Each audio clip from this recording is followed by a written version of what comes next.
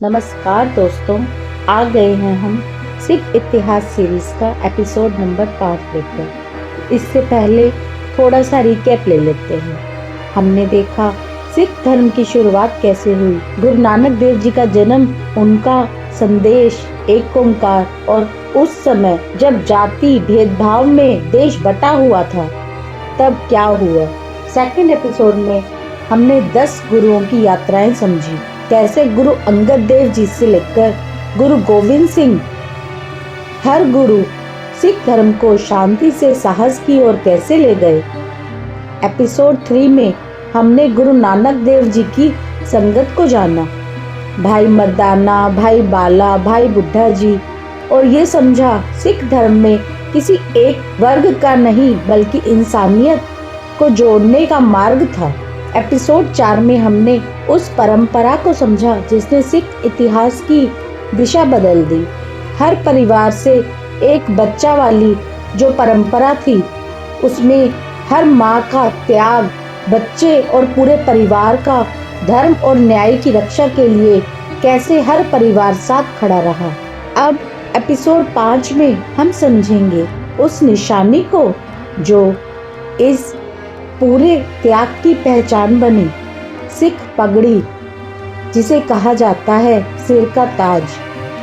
दोस्तों, आज हम सिख इतिहास के उस अध्याय को समझेंगे जो सिर्फ एक पहनावे की कहानी नहीं बल्कि बलिदान, सम्मान और पहचान की यात्रा है। किसने इसे मुकुट बनाया। इस एपिसोड में हम समझेंगे सिख पगड़ी की शुरुआत कहाँ से हुई, किसने इसे सम्मान का प्रतीक बनाया और यह सिख पहचान का सबसे बड़ा चिन्ह बन गई। शुरुआती समय में या कहें गुरु नानक देव जी के समय में सिर ढकना सम्मान की निशानी माना जाता था। यह ईगो को कंट्रोल करने और ईश्वर के सामने विनम्र रहने का तरीका था। लोग सिर पर कॉटन का कपड़ा लपेटते थे, सिंपल, क्लीन और बहुत ही प्रैक्टिकल। उसके बाद जब सिख संगत बढ़ी तो सिख आइडेंटिटी भी बनने लगी।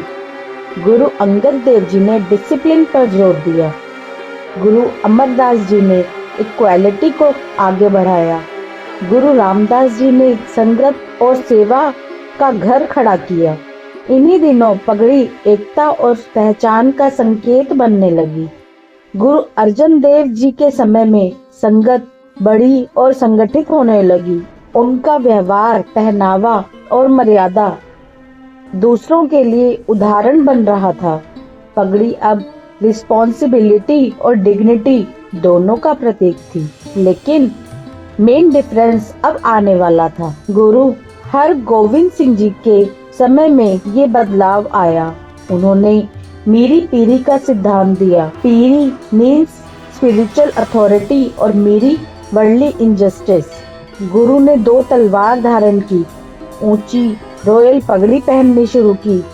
यही वह समय था जब सिख पगड़ी शौर्य, राजसी मर्यादा और न्याय का प्रतीक बन गई। जब गुरु तेग बहादुर जी ने कश्मीर के हिंदुओं की रक्षा के लिए अपना बलिदान दिया तो पूरे देश में एक संदेश बन गया। सिख सिर झुकाने के लिए नहीं, अपना सिर कटवाने के लिए जन्मे थे। शहादत के बाद पगड़ी निडरता का प्रतीक बन गई। अब समय आया 1699 का, बैसाखी का वो अद्भुत दिन जब गुरु गोविंद सिंह जी ने खालसा की स्थापना की। खालसा के पवित्र पंचकक्कड़ में केश का बहुत महत्व दिया गया। केश को मर्यादा को रखने और सिर को सम्मान देने और वॉरियर स्पिरिट को दिखाने के लिए पगड़ी को एक मुकुट बना दिया गया। खालसा की पगड़ी भी 2 रंगों की होती है। पहली नीला, जिसे वॉरियर ऑफ डिसिप्लिन कहा जाता है, और दूसरी केसरिया, जिसे सैक्रिफाइस एंड करेज के लिए जाना जाता है। यह सिख आइडेंटिटी की बैकबोन बन गए। आज वही सिख पगड़ी 4 चीजों का प्रतीक है: respect, identity, courage and equality. इसलिए कहते हैं सिख पगड़ी सिर्फ सिर का ताज नहीं, ये एक इज्जत है। तो दोस्तों, सिख पगड़ी की यात्रा एक सिंपल कपड़े से शुरू हुई और एक पवित्र मुकुट पर खत्म हुई। यह इतिहास है सम्मान का, साहस का और पहचान का। दोस्तों, आज हमने समझा सिख पगड़ी सिर्फ पहनावे की चीज नहीं है, यह सम्मान, जिम्मेदारी और बलिदान की जीवित पहचान है। अगर आज का एपिसोड आपको कुछ नया सिखा पाया हो, अगर पगड़ी के पीछे छुपा अर्थ आपके दिल को भी छू गया हो, तो इस वीडियो को लाइक ज़रूर कीजिएगा। और आप चाहते हैं कि इतिहास की ऐसी सच्ची कहानियाँ आगे भी सरल भाषा में आपको मिलती रहें, तो चैनल को सब्सक्राइब करना ना भूलिएगा। अब अगले और आखिरी एपिसोड में हम पहुंचेंगे सिख इतिहास के सबसे भावात्मक अध्याय पर। अगले एपिसोड में हम जानेंगे गुरु तेग बहादुर जी का वह महान बलिदान, जिन्होंने अपने धर्म के लिए नहीं, मानवता के लिए, दूसरों के अधिकारों के लिए अपना बलिदान दे दिया। और साथ ही गुरु गोविंद सिंह जी का वह समय जब उन्होंने अपने चारों बेटों और अपनी माँ का बलिदान देखा, फिर भी धर्म और इंसानियत से एक भी कदम पीछे नहीं हटे। दोस्तों, जुड़े रहिए हमारे साथ हिंद एक सभ्यता में। वाहे गुरु जी दे खालसा, वाहे गुरु जी दी फतेह। जय हिंद, जय भारत।